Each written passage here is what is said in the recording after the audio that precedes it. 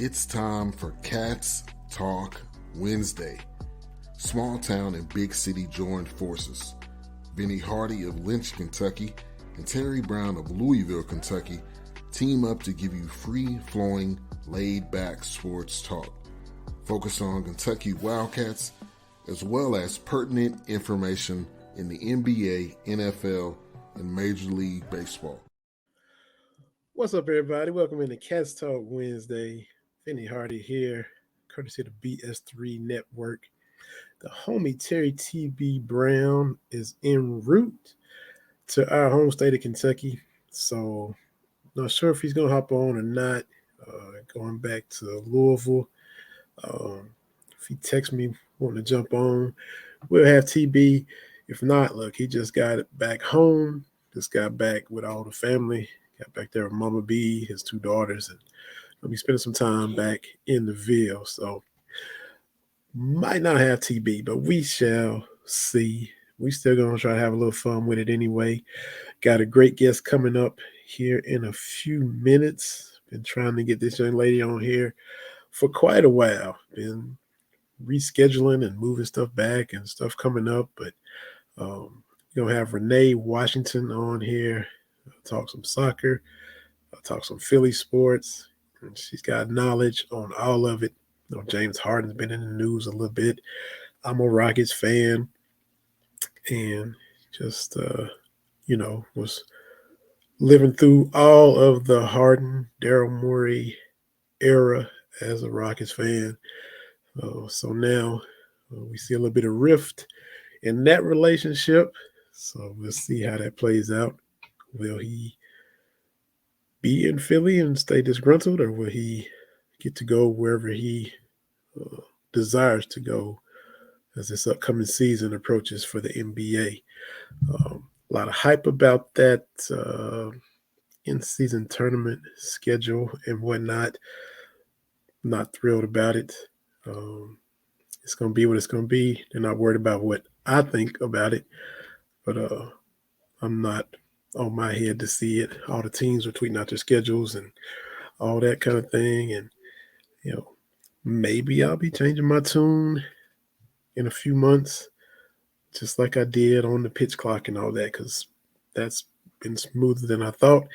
Even though I didn't think the pitch clock, the batter clock and all that stuff in baseball was necessary, I still don't think you have to have it timed. It doesn't bother me if a game lasts 3 or 4 hours. It has sped it up. It's not as big of an issue even watching as I thought. We had Sarah Sanchez on, talked about all of that, and we were all kind of fussing about it. But I got to admit, it's cooler than I thought. It's more okay than I thought. So maybe this in-season tournament will be the exact same way. I don't know. Kentucky is a Mamba program. Everybody saw that as far as Kentucky news is concerned. Kentucky basketball is coming. Football is coming quicker. The excitement for that continues to build. But it was cool to see that Vanessa Bryant herself, the widow of the late, great Kobe Bryant, handpicked the University of Kentucky to be the first Mamba program. The Cats are going to get exclusive Mamba gear, Mamba apparel, a partnership with the Mamba Academy, the Mamba seated with Kobe and Gianna. They tragically passed. It's already been 3 years ago, which is hard to believe. But it was cool to see Kentucky receive that honor. There are going to be other schools that follow suit or get partnership as well.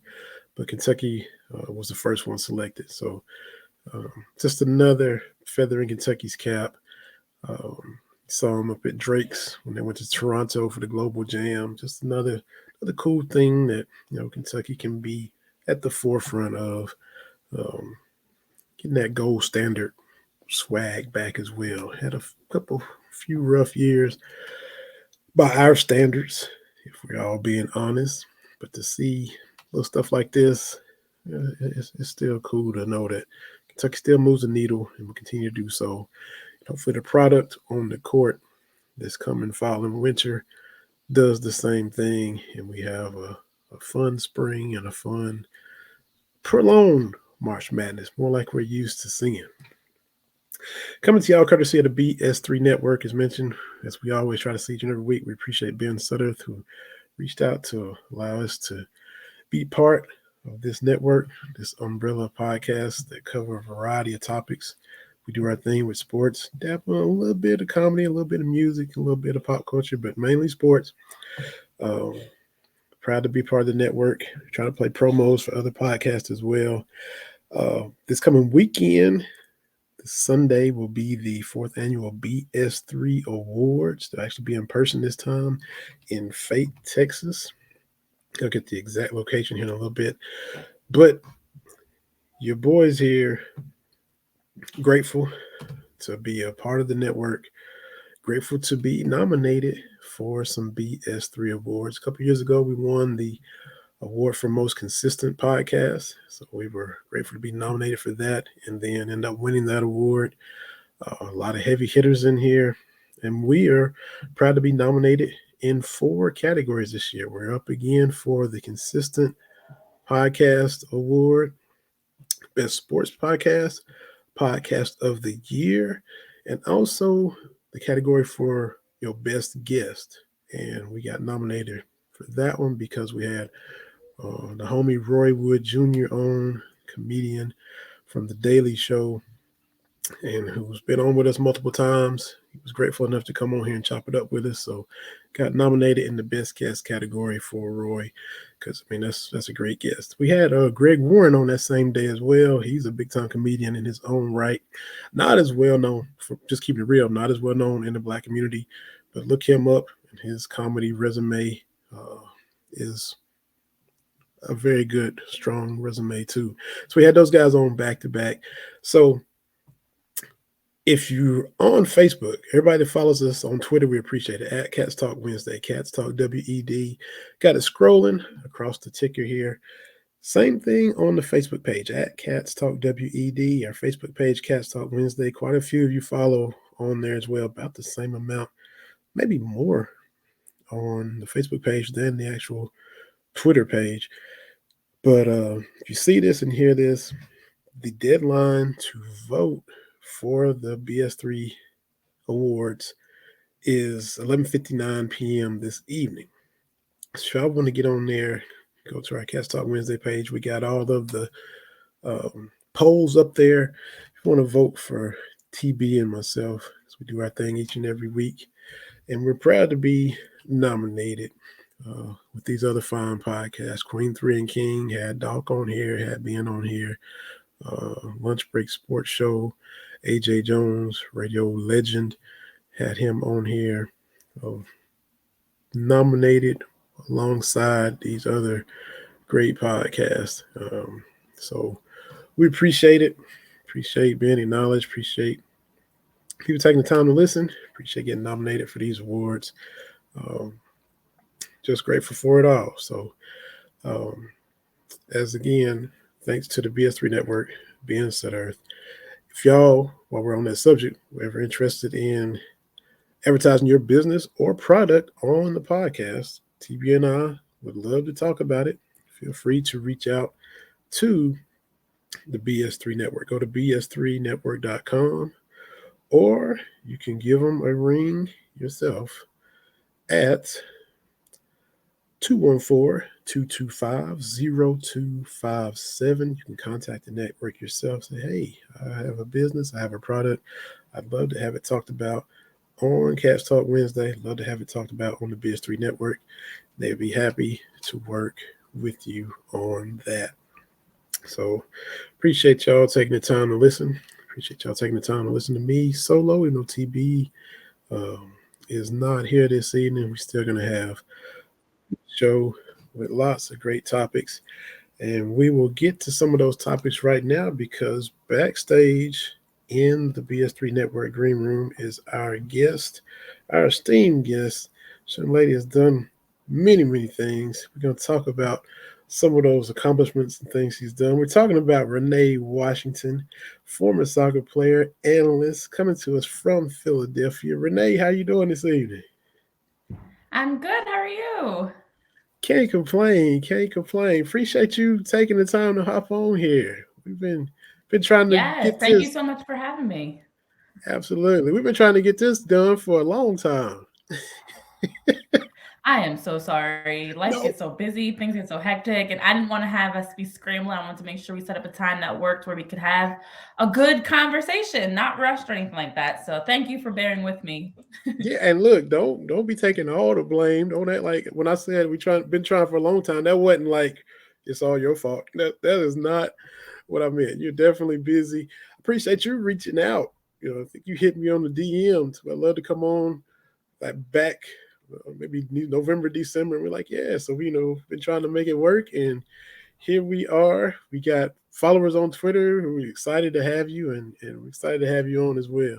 So first of all, maybe just tell everybody that doesn't know just a little bit about yourself. Like your Twitter profile. I mean, reading off everything you've done. By the time I get done reading, it'd be like, well, folks, that's all the time we have. You know, but tell us a little bit about yourself and how you got into doing everything that you're doing. Yeah, that's part of the reason why it's been so hard to set something up. And I know I had to pause and tell you, let's circle back and let's circle back again. And here we are finally circled. But I do a little bit of everything, honestly. And so I work with ESPN as a college reporter, sideline reporter, play by play, color commentator. I do every sport in college through ESPN. And then also with MSG Networks, I work with them to cover Gotham FC out of the NWSL as an analyst, and then also work with the NWSL, so the actual league itself, with their national broadcasts, doing work with them as well as an analyst. And I've got some other exciting endeavors coming up, but honestly, for me, I just really actively work in college and professional sports on air, whether it's hosting shows or on the sidelines of games or up in the booth. And just love every part of doing that, especially as a former three-time All-American D1 soccer player myself that played some pro. It's great to stay connected with sports in such an empowering way, to be connected with the engagement, the viewership, the interaction, the storytelling, and just being a part of the excitement of what we love about sports. Absolutely. So you mentioned, as you should and rightfully so, three-time All-American D1 soccer player, played in professional ranks as well. Your ties are to the Northeast. Are you from the Northeast, or is that just where you went to play soccer? Or So one of the unique things that I love about my story is I am born and raised in the New Jersey, Philly area. So I did go to college at LaSalle University here in Philly, but I've been in this area my entire life. My career has been very much in the Region 1 area is what I claim, but I'm venturing out now. I mean, with the NWSL alone, I'll be doing games from all over. So born and raised a Jersey girl, but still live in Philly these days, which nobody really knows, actually. we don't tell nobody. Nope. They're like, I don't know where you live. Are you in DC? Are you in New York? Are you in Philly? Are you in Florida? But you guys know the real. There's somewhere on the Atlantic coast, mid-Atlantic area, just kind of.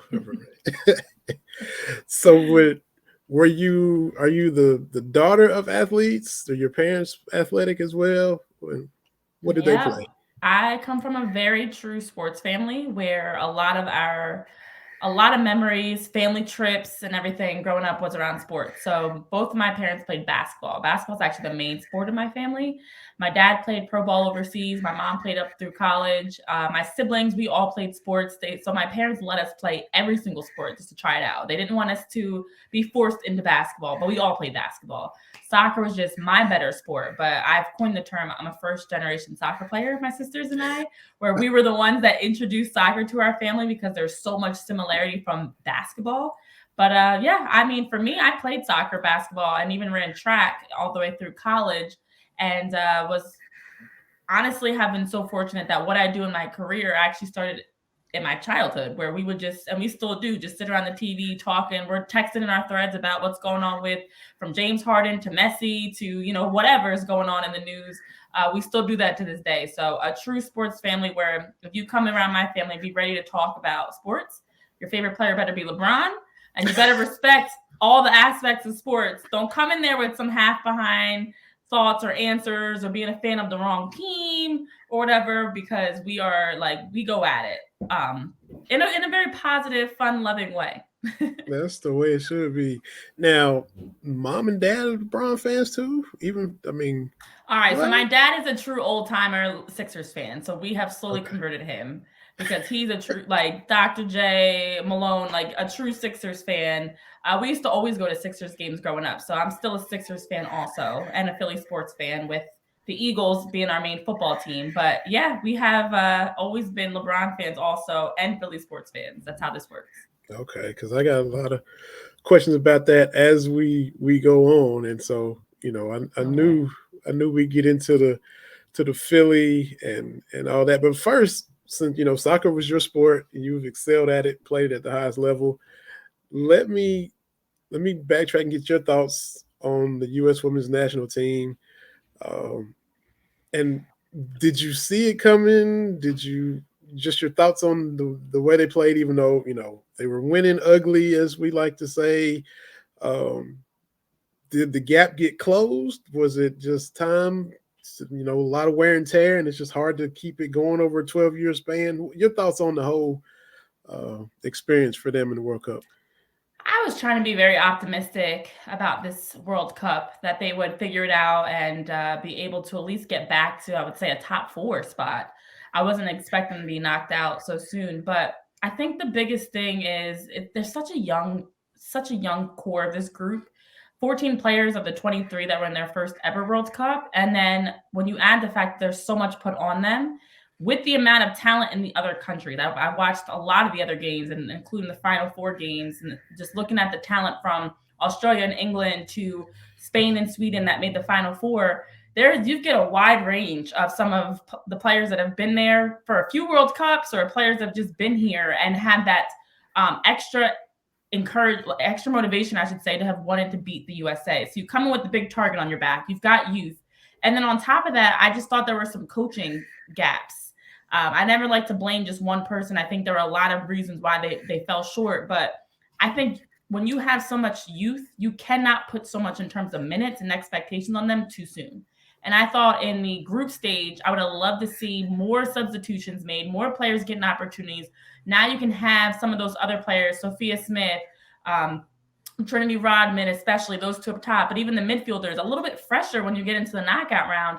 Plus, that competition within your lineup helps keep you going, knowing, okay, I'm not going to be guaranteed 90 minutes. I got to work for my starting spot. I got to work for every minute.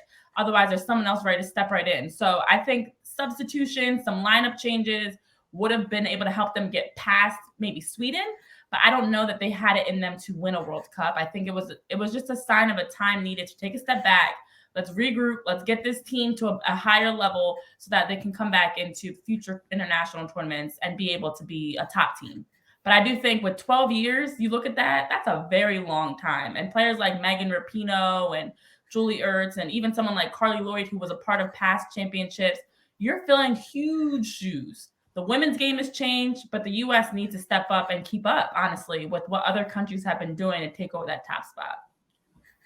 So sounds kind of like maybe a little bit of a baseball manager that maybe keeps the starters in too long, or doesn't go to the bullpen quick enough, or maybe to go basketball. Maybe Tom Thibodeau has a reputation of wearing guys out. So is that kind of what we saw with the women's national team, in your opinion? It is. And if you have a LeBron, Steph, KD on the floor, they can handle those minutes a little bit more. But when you're asking a young player, imagine asking pick any young player across the NBA, the Major League Baseball, soccer, whatever, to step into the biggest stage and play so many minutes. It's a lot. This is not your, ordinary league games or practices that you're asking big demanding minutes from. So I think to see the second game alone, as they're playing Netherlands, just one substitution made in the entire game for the U.S., whereas other teams are using every single sub. They're running 4 and 5 players in. They're getting fresh legs in. They're getting players in good minutes too, so that now you can be a little bit more rested. You're in a whole different part of the world. Forget just a different continent, a whole different part of the world. Your time zone's already messed up. You're away from your normal routine. As we know, that's huge as an athlete. And then you're asking so much of these young players that are in their first World Cup. I think if you're at like a Julie Ertz, great example, even coming off of her son that she had, she still was ready because she's been here before. She knows what that game management is like. And as we know, for all athletes, that experience of being in those big moments helps you be more prepared for more big moments. That experience helps you be more prepared for, okay, how do I have to manage my body, my mental, all these different aspects to be fresh as possible come game time. So this is kind of piggybacking on what we're already talking about, but in your opinion, the most obvious glaring thing they need to fix going forward, and then what's maybe some of the most little detail, minute tweaks they need to make in your opinion going forward? Some of it is just time, to be honest. It's never a plug and play. And I always get frustrated when people assume just because you have all these talented players, they're just going to come together and seamlessly everything's going to work out. And I said this for the Eagles, that it was going to take time. And I've said this for the Lakers. I said it for LeBron, for every team he stepped into. And it's no different for the U.S. women's national team. You can't just plug in these top players and expect it to magically work. It takes time for the chemistry to develop. It takes time for them to figure out their roles.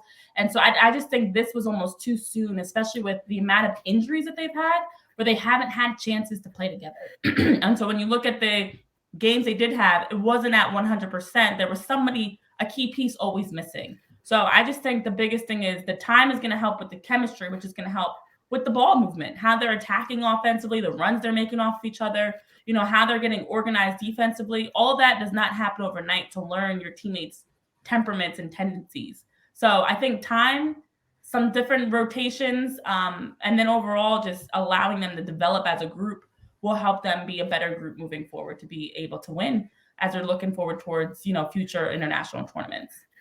Yeah, it's not fantasy sports where you just click your roster. It's not a video game. Chemistry. Chemistry doesn't exist, in fantasy or in video game. But yeah, that human element is a real thing, no matter what level or what team or what players. Look. First of all, I'm a Cowboys fan, but we can agree on this. We can agree on this when you talked about. You talked about how, it takes time. You probably remember, you were younger, but you remember back when the Commanders, then Redskins, used to bring in Bruce Smith, Deion Sanders, Jeremiah Trotter, and had this big name, marquee names, great individual defenders, and expected it to just gel into a cohesive defensive unit. And I would just laugh at them every time. I'm like, and as an Eagles fan, see, you can agree. We both were laughing at what Washington was trying to do because it never worked. High profile guys on the PlayStation, on the Xbox, cool. But in real life situations, that is, it never did work. Mm-hmm. That's the truth. I mean, the Cowboys have had some rosters that you had players, these high profile names come in and we just assumed it was magic going to work. It doesn't happen that way. It takes time and the chemistry is big. You want to make sure your guys, players are figuring out their roles. And as we saw, we can use the Sixers as an example. There's so many examples. The Nets with the big three of James Harden, KD, and Kyrie. You just can't put superstars together and all of a sudden championships come from it. Not in this day and age with how much talent there really is around the world. So going back to Eagles, we know how the NFC East is. We already know. So yeah, being the Eagles fan that you are, y'all got a title recently. Just got a runner-up appearance last year. Lose both coordinators. Schedule's tough. Y'all, getting every draft pick from the University of Georgia. As a Kentucky fan, I see all these dogs going to Philly now. So your thoughts on this coming year? How's it going to look? Staff changes, all that. How's all that factoring in? What's the expectation coming off of a Super Bowl run? We're going back. I'm very optimistic. Honestly, I think that even with the staff changes, that's expected. After any team makes it, especially to the Super Bowl, you're not bringing back your coordinators. You're not bringing back your full staff. Someone is getting an opportunity bigger elsewhere, and that's great. We love to see that. But I think for the player personnel specifically, when you look at the experience we were just talking about with the women's national team that the Eagles got. So Devontae Smith, Jalen Hurts, AJ Brown, they get that experience of being at the Super Bowl. And I thought that Jalen Hurts especially played very well in the Super Bowl. I think that the issues were not, there were many issues, but they were fixable issues, I should say. He didn't look starstruck. He didn't look out of place. He played very well. And so when you bring that back and you add in the additions of, I love adding DeAndre Swift, who I actually covered when he was in high school. I love what he can bring as a running back. I love what on the defensive side, those dogs you bring in, a player like Jalen Carter. They've got some great youth that they added. And I think the Eagles needed that youth because they had a lot of older players. We love Jason Kelsey on one side of the ball. We loved Darius Slay on the other side of the ball. But you still needed to add some youth around them on the O-line and the D-line. And I think that the Eagles were able to do that with these off-season moves and draft picks. Plus, you have just more confidence, and they have that camaraderie. Like, you watch them together, they're having fun, they're laid back, they're young, the energy's there. And this is a hungry team that knows they have the pieces to be able, not worried about the NFC East, to be able to make a deep run in the postseason. So no offense to any of the NFC East teams. I just think the Eagles are built different, and they're built to, you want to build for the postseason. We're not worried about the regular season because that doesn't matter. You can even win the NFC East like the Cowboys have done in the past and get to the playoffs and flop and you knocked out the first round. But I think the Eagles have been building a squad that's going to be able to go the distance. And you look at the fact that head coach Nick Sirianni also now has that experience. He went from being the bright-eyed young coach in the big spotlight to now being able to come into that with a better understanding of, okay, what should we be doing to win these games? And I think that's going to be huge in the, down the line, that especially on the defensive side, because that's where we struggled against Kansas City. The Eagles will now be ready to get some stops offensively, have some versatility that they can add around Jalen Hurts with what he did last year. And who knows, this could be a Super Bowl winning team. I'm not just saying that as a fan. I genuinely could see that. They do have the pieces, and that's about as much credit as I can give as a Cowboys fan. That's about all you're going to get out of me. So, Fair enough. Back to the Sixers, last title in 83, back in your dad's, Doc Moses, Fo, Tony, the whole thing.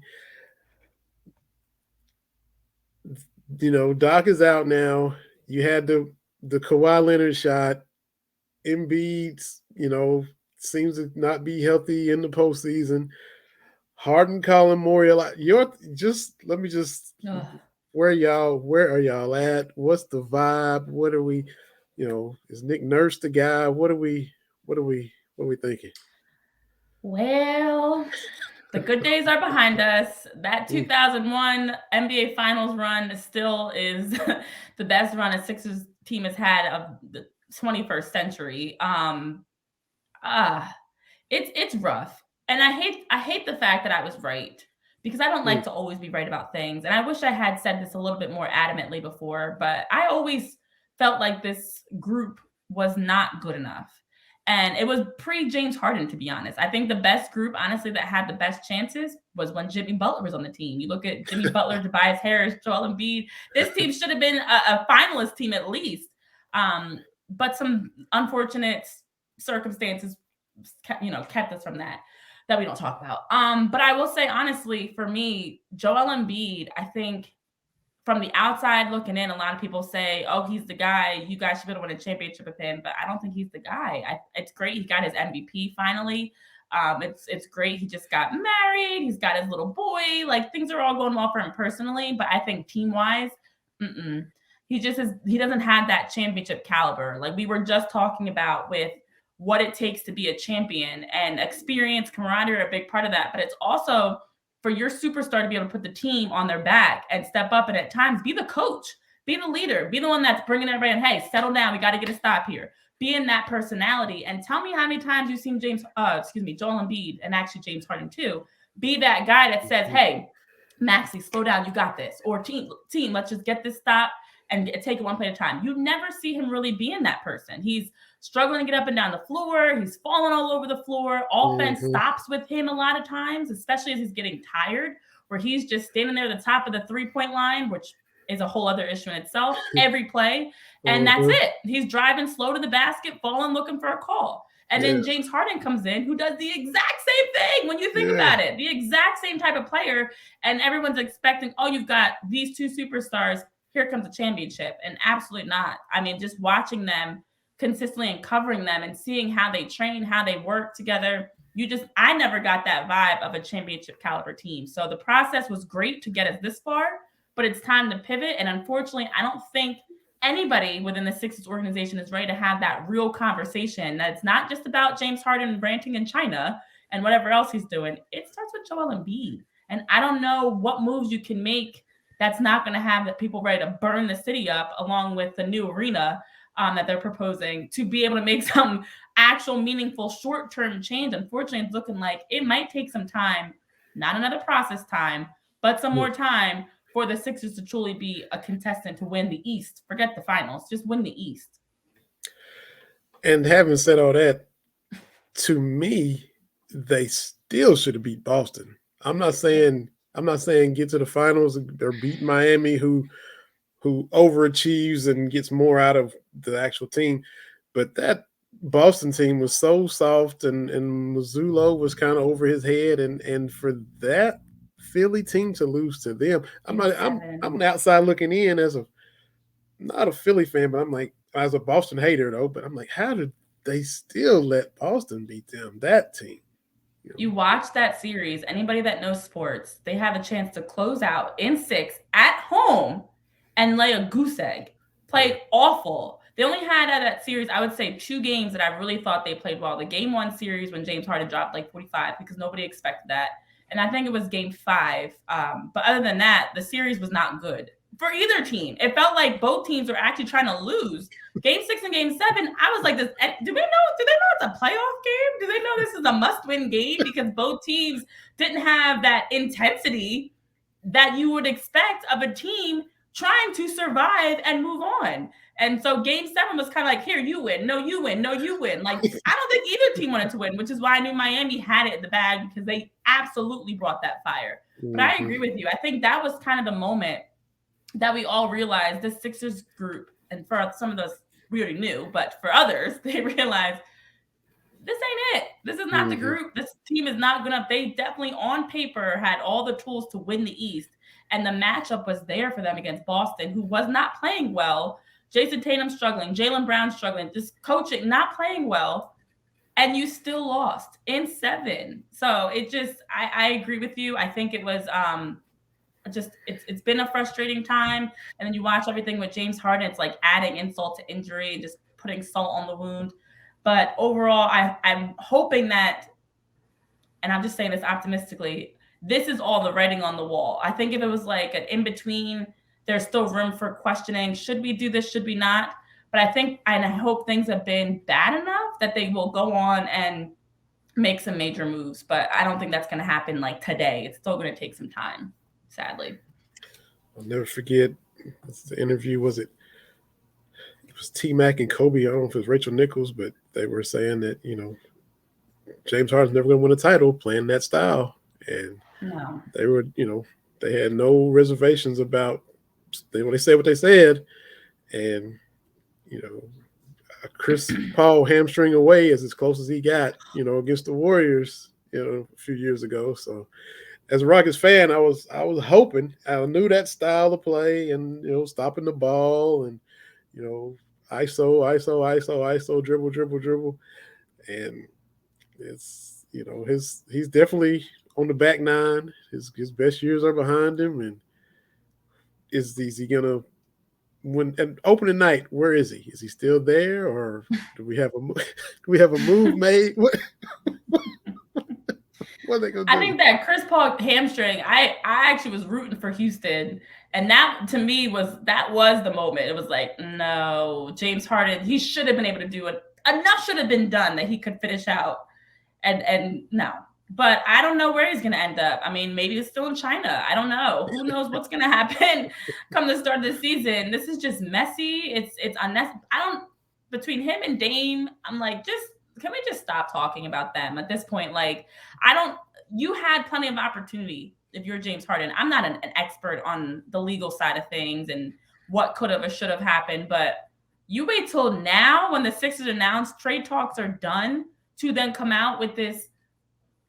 I don't know where his team is. I guess they okayed this for him to be in China and make a statement of all places. And where was this like a week ago? Why did we hear anything major from you until now when the Sixers have said, we're not going to, trade talks are off the table. Mm-hmm. So you clearly were not okay with staying there. And now we're hearing that as loudly as you are saying it. So who knows? He seems like he might have the audacity to just like boycott games and sit out. And the Sixers aren't in a position at this point financially to make any moves because his trade value had dropped with every day. So after game 6 and 7 alone, his trade value had already started to drop. It's given Ben Simmons vibes all over again. And so it's just now a matter of it's like a waiting game of who's going to be able to outlast the other. But I don't think it's going to be resolved game 1. I think we're in for a standoff into the season, unfortunately. Mm-hmm, Here we go again. So you being, Philly, Jersey through and through, is it a Sixers town, an Eagles town, a Phillies town, a Flyers it's an town? Eagles city for sure. Sure. Oh yeah, they're the only team that we have hope in because even the Phillies, for example, and I was just watching them lose last night to Toronto, and who knows, they're getting started shortly. They're just so inconsistent in the fact they can't score, they can't get hits, they can't get on base. You can't win games if you can't score runs. It's pretty simple. So the Phillies are just on paper look like they should be a better team. But then also just you would hope that after that World Series run last year, they would have come in with a little bit more of that motivation to get back. And right now I'm not really seeing it, unfortunately. So I think the Sixers and Phillies are in the similar spot where and the Union actually for us soccer fans, where on paper they should be able to be built for the postseason, make a nice deep run, but you never know which team's going to show up. So it's definitely the Eagles. We have the most faith in them. They're the most consistent. They don't knock on wood. God. They don't give us any major issues. Our superstar in Jalen Hurts and even in AJ Brown and Devontae Smith, all of our superstars, Kelsey, they act like superstars. They bring that superstar energy, leadership. Nick Sirianni's solid. So, and the Flyers forget it because they're just awful in the NHL. So it's all about the Eagles, which is, with no hesitation, I can answer that. So that's what everybody is focusing on them more. They move the needle year round. It's all, which that's NFL does that anyway. But I always wonder because y'all are so passionate about every team. And that's why I wanted to have a native on here to get the pulse. And so it's Eagles all day, and then everybody else is. Then everybody else in the middle. And the Flyers, nobody really, really considers at all because they're just a whole dumpster fire. Right. But the sad part is the Union went to the MLS Cup last year. The Phillies went to obviously the World Series. The Sixers should have been a team that went to at least the Eastern Conference Finals the last few years consistently. Mm-hmm. So they have this. They have the talent. We have the makings of being a championship city. But right now we have fallen short of that. So the Eagles are the only team that actually went to their championship and looks like they should get back. And now we're just hoping that that's actually the case. Where do y'all go for the cheesesteaks? We know where all the tourists and you see the Genos, but I'm sure there's places where y'all know that, know, somebody like me who hasn't been to Philly would just come in and be like, oh, okay. Where's the hidden gems that the locals go? So Pat's and Geno's always get the biggest marketing and everyone's always clamoring about them. I have no idea how they ended up on so many Food Network episodes and specials and stuff, but it's actually not them as much. I like Pat's and Geno's. I do, but a lot of people say they're overrated because it's not as much of the meat. It's very bready. I just always tell people, when in doubt, go to a place that's a first name. Jim's, Steve's, Tony's. If it's not somebody's first name, preferably like an Italian type of a first name, it's probably not as good. Okay. So there's a bunch of first name spots that are very good. Steve's and Jim's are like two really good ones that I've had. But other than that, if it's some like generic place, it's not going to be awful. It's just going to be very basic and average. But the best cheesesteaks are those hole in the wall places that aren't as talked about, where you've got people on the big grill flipping cheesesteaks and just nice full cheesesteaks where every bite is like oozing out. Those are the best spots to go for sure. So definitely follow the first names. Jim, Steve's. I think there's a few others that are slipping right now, but those are the best spots. Cool. Tell us about Planet Not Buried. What is that? That is my baby. That is something that I have always wanted to do. So a big part of becoming a reporter for me was also to have an opportunity to use my platform in a positive, impactful way. So I created an organization, Planet Not Buried, as a way to just fill in the gaps and honestly provide a little bit of everything from right now, everything is virtual, but virtual events and panels to articles, as well as giving just motivation and inspiration and the different types of messaging and posts and stuff, and just creating a space to help educate, inspire, and empower other people. I think it's needed in this world. And I know that we have so much opportunity to do so if we just do our part. So I created that and have a team of people that I've been fortunate to work with just to help provide areas around topics such as mental health, education, family and relationships, any sort of fitness, health, nutrition topics that we're able to talk about. So the goal is to continue growing that and hoping that we can reach even more people because we've been doing so already of just reaching people around the world, which has been fun to see. PlantedNB.com. That is off to a good start and got bigger plans ahead. So that's amazing. We are just scratching the surface, to be honest, and a lot more to come in the future of just reaching a bigger audience and being able to provide more opportunities for people to learn. It really takes a village in this world, as you know, and everybody tuning in. You can't do things on your own. And so it's so helpful to have people around you that you can ask questions to or bounce ideas off of or, just learn and grow with. And that's the whole idea of being planted and growing together, not being buried and kind of stuck in our current circumstances. That's nice. That's great. That's great. I definitely appreciate you coming on, but I can't have you on without asking about your thoughts about Doris Burke getting to be the first woman who's going to be, we'll hear her voice in June for the NBA Finals. You being in the media, being a reporter yourself, just your thoughts on seeing that get put into place with her position there at ESPN, and of course Doc and there's going too. But Doris being the first, because I love DB, and I just want to get your thoughts on what she's doing. Well, Doc Rivers is finally getting to the NBA Finals one way or the other.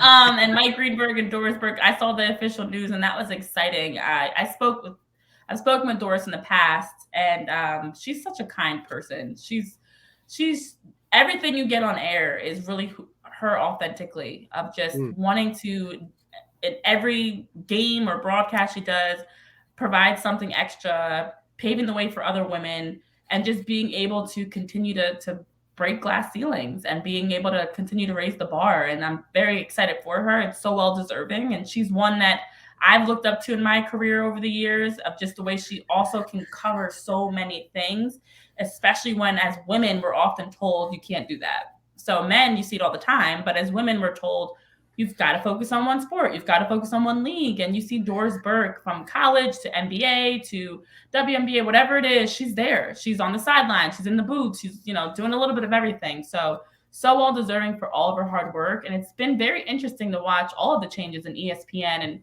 just in broadcasting right now. I feel like it's a sign of a change of the times, hopefully for the better.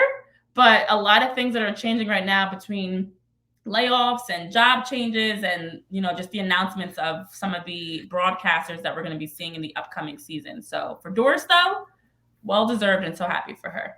Yeah, and it's cool that she's one that what you see is what you get, that you didn't meet her and she was totally opposite of the way she is on the mic. So that's good. She hugged me and everything. I'm like, wait a minute, I know you. Do you know me?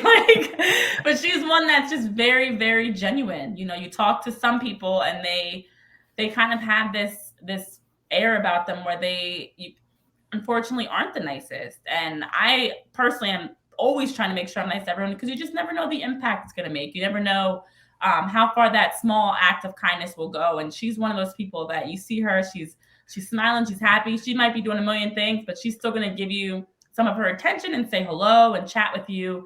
And I was watching her just move around for the NBA playoffs, as I was at the same game she was at, and just watching her move around the gym. Like you wouldn't even know she's the Doris Burke. It's just how she carries herself. If you didn't know her, you would just think she's a nice woman that's watching the game like everyone else. But she's never going to give you that superstar sassy attitude or anything that you may get from some others. So phenomenal person. just down to earth and just handles her Mhm. business and keeps it moving. That's the way it ought to be. So amazing. Hey, and real quick, tell us about your modeling too. There's so many things you do. I don't want to keep you forever, but you also do modeling in addition to all your work as an analyst, as a reporter as well. So how did you decide you want to do that? Was you a youngster? Did you get into that later?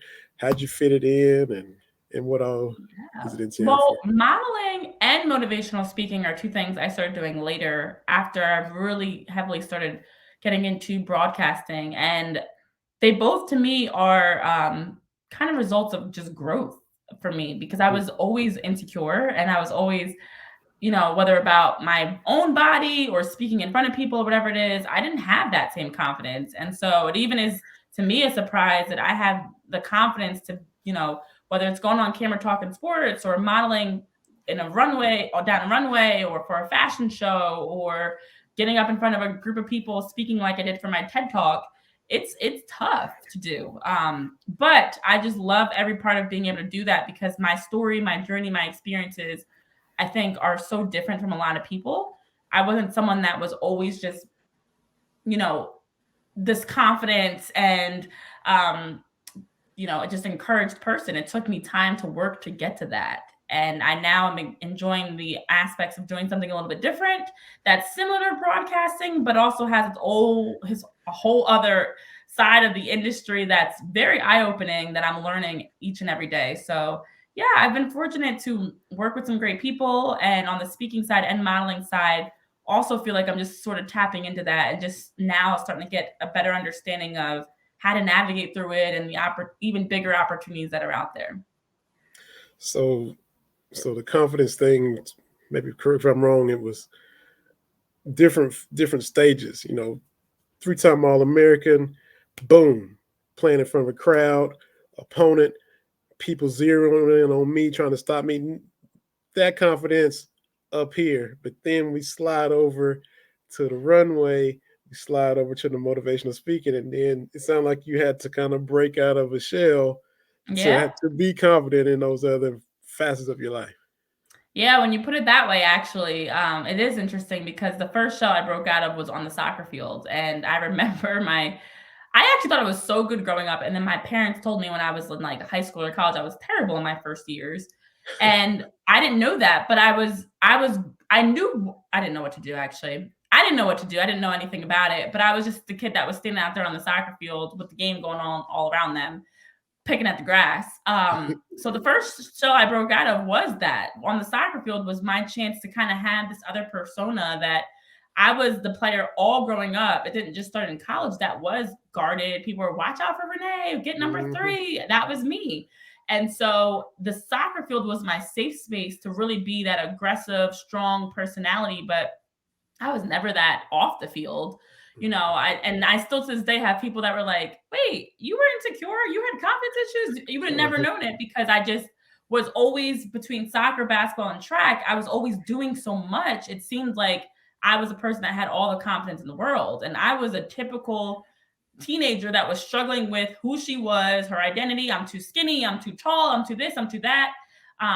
But the next show was breaking out of from who I was on a soccer field and that separation to personal to bringing that into my personal life. That I started to have that same confidence in all aspects of my life. That I have that all American mindset, is what I've coined in Mm. all aspects of reporting, modeling, speaking, or just every day that I don't feel that same insecurity that I used to when I walk into a room. So it is interesting because it did happen in stages of me slowly figuring out myself. And it started through sports that I was able to have my identity, my confidence come together. That's amazing. And then you broke that first shell, and then it just kind of bled over into the other stuff. And then, like you said, you started later in life modeling and speaking, and Mhm. exuding It confidence in even those took other me things. time to be comfortable posting certain things on social media. Like, people don't realize how hard, and not just for me personally, but in the world that we live in, where everyone's so quick to criticize and judge and question you, it's hard to be in your own skin and be confident within that and feel attractive and feel smart and feel, all these different things that we want as humans. So I will always admit, like, it didn't just happen overnight. I wasn't just good at soccer overnight or an articulate speaker or able to model or able to, talk sports overnight. Everything that's happening now is years and years and years in the making to get me to this point. So yeah, it absolutely was like one kind of led into the next and helped me to figure out who I am as a person, who I am as Renee, beyond all these different hats that I wear. That's amazing. That's amazing. Appreciate you sharing that for sure. Definitely appreciate you taking the time. You're super busy and everything you got going to take time to hop on here. My co-host TB wasn't here, but love to get you on again with both of us. And later on in the season, how the Sixers or Eagles are doing. Yeah. Maybe the season is going like you thought, or if it took a little derail and it didn't. Either way, love to get you back on and talk about it all again. Where can everybody find your work, all the content you're creating, all the things you're into, all the accomplishments you have? Where can everybody go and see what all you're doing? Well, first, thanks again for having me on. This time flew by. I had a lot of fun chatting it up and definitely want to make sure to get back on, as I jokingly say, but in all seriousness, especially as the Eagles are working towards the Super Bowl or whatever is happening in sports in general. But people can follow me everywhere. I'm at Renee P. Wash on Twitter, but my handle for everything is actually at Renee P. Washington. My full name just doesn't fit on the X, so I had to shorten it. But I'm Twitter, Facebook, Instagram, YouTube, TikTok, my website, reneepwashington.com. And honestly, everything is connected through each of my different platforms. So looking forward to the start of the official fall kickoff season getting going, as I'm sure you are too, with just all the great things we have to finally look forward to, how it plays out in a game, in a regular season, football, soccer, as we get to the NBA season. So thank you again for all that you continue to do and continue crushing it in your show and the work you guys are doing. Definitely appreciate it. Thank you so much. And tell your parents hello. And especially with Dad being, having so many heartbreaking things with the Sixers. I feel for him, but we appreciate y'all very much. And just nice to hear a little bit of your background, how the whole family is talking sports, talking positive trash, but you better come with it. So I enjoyed hearing about all that, and definitely looking forward to having you again, Renee. Really appreciate it. Thank you so much. Have a great rest of your day. Thank you again, and keep up the great work. Hey, thank you so much. We'll see you. Bye. Renee Washington. Follow her at Renee P. Wash. She really is doing a little bit of everything and doing it well. So from former player, reporter, analyst, motivational speaking, modeling, tried to hit a little bit of everything without keeping her here all evening, but we'll definitely get her back on. Hope y'all enjoyed it. It'll be up on Spotify and all the podcast platforms here very soon. Have it up on YouTube once we're done, and also on Roku, courtesy of BS3 TV Live, BS3 Network. Take us a quick break, get a little promo for some of the other podcasts that are here on the network, and we'll be right back to put a bow on this episode. Appreciate y'all listening. We'll be right back in just a minute. There's a 100% chance of a laugh thunderstorm. 4 men with different viewpoints take a movie, show, or documentary and review it uncensored, unfiltered, uncompromised, with no holds barred. Join BS3, Wilkes, King Dog, and H-Rap B as they take on Hollywood their own way. BS3 Network proudly presents The Forecast, where H-Rap B always predicts, if I owe you something, I ain't got it. And if you need it, get it from God. Live every Monday at 8:30 p.m. Central. Check your local listings for your viewing and listening pleasure.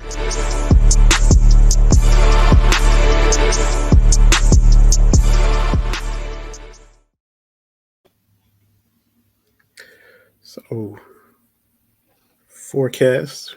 I'm not a movie guy, but they break down the movies, they preview the movies, all that good stuff. Got to switch back up. Mentioned the TB is heading back to his home city of Louisville. Speaking of Louisville, we don't on this podcast go out of our way a whole lot to kick them while they're down. They've been down. They only won 4 games last year. Kenny Payne and them struggled mightily.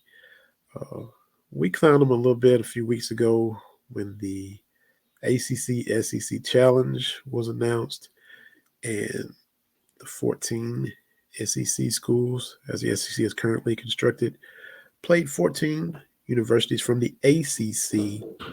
The ACC has 15 teams, and so they sent 14 of the 15, and the one left out was Louisville. So Louisville didn't get a matchup in the ACC SEC Challenge.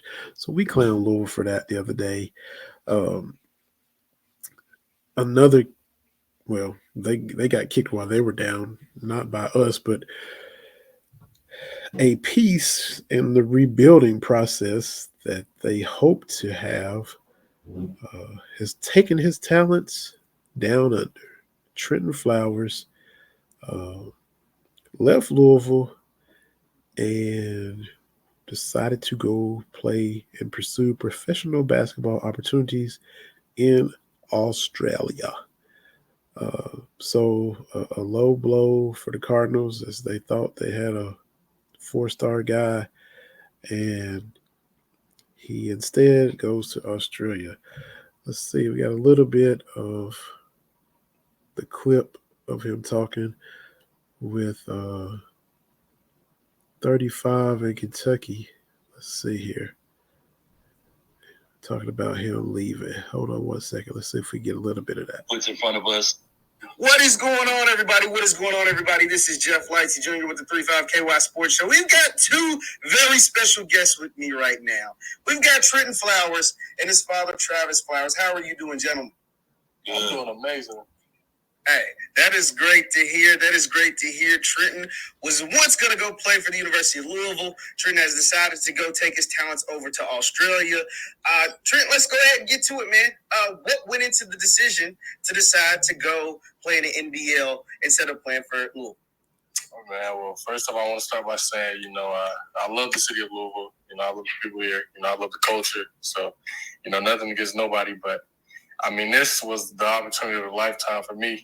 I feel like there was only a certain type of window I got to make this decision, and that window was narrow, and this was something down the line I didn't want to walk out my life and be like, man, I wish I should have took that opportunity, or, just to have regretted this decision. So, I'm going over there. It's a pro-style game. I'm playing against a more physical, older grown men, which is really the NBA.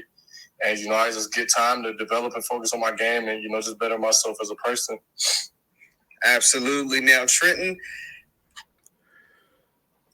So that's part of the clip from 35 in Kentucky. We've had those guys on the show in the past. They had Trentyn and Travis Flowers on, and he's leaving Louisville to go play professionally in Australia, develop his game, because he feels that's a better option. Said it's an opportunity he couldn't pass up. Didn't want to look back and regret this decision to leave Louisville and go to Australia. Also, there was some stuff later about trying to get up with Kenny Payne and hadn't talked to KP and all that kind of stuff. So it's a mess for Louisville.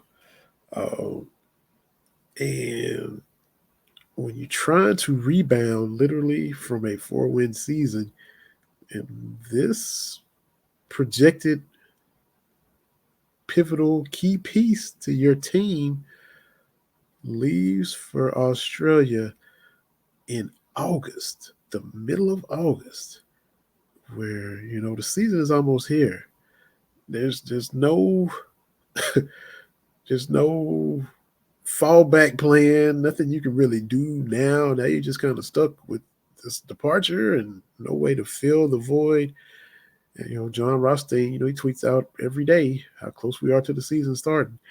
And this is what Louisville now has to find themselves trying to recover from with the departure of Trentyn Flowers. Man, when it rains, it pours, I guess. But that is It's a tough blow for them when you're coming off a 4-win season. Oh, thanks again, Renee Washington. Talked about TB heading back to the home state. I'm going to be heading back to Kentucky Friday as well. TB and I will both be in and around Lexington. We weren't able to coordinate our stuff. I'm going to be there Friday. He's going to be there Saturday, I do believe. But we're going to, we mentioned the homie Roy Witt Jr. Our podcast is nominated for having the best guest when we had Roy on, as we mentioned earlier, for the upcoming BS3 Awards this weekend. Roy is going to be in Lexington at Comedy Off Broadway. First time back in Kentucky in 10 years.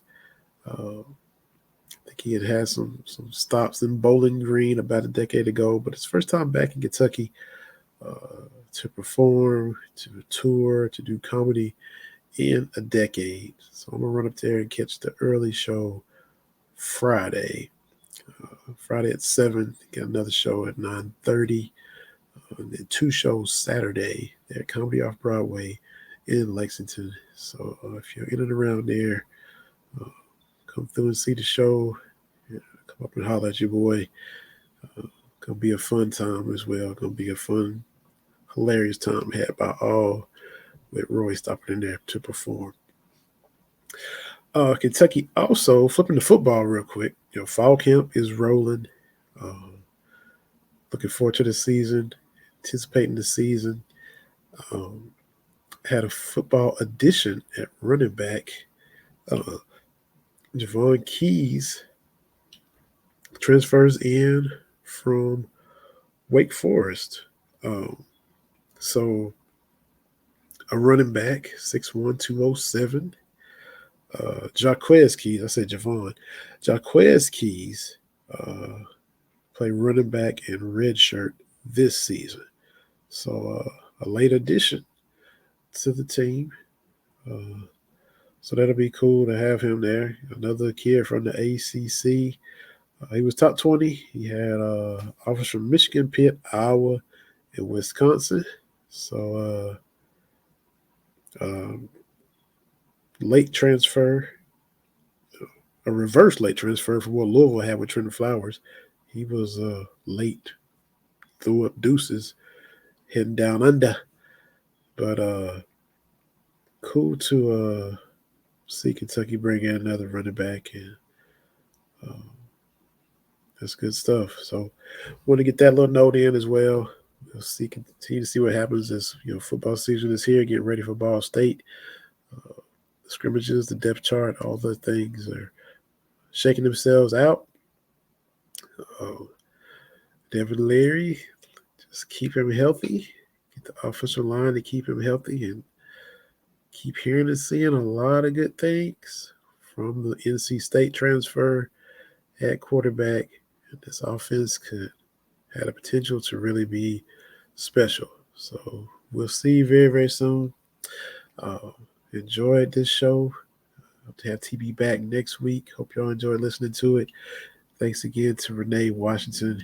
It was a real treat talking to her. Like I said, I've been trying to make that happen for quite some time. Just having to get the schedules aligned and finally good time for her to come on. But look, she came on and crushed it, killed it, just like we knew she would.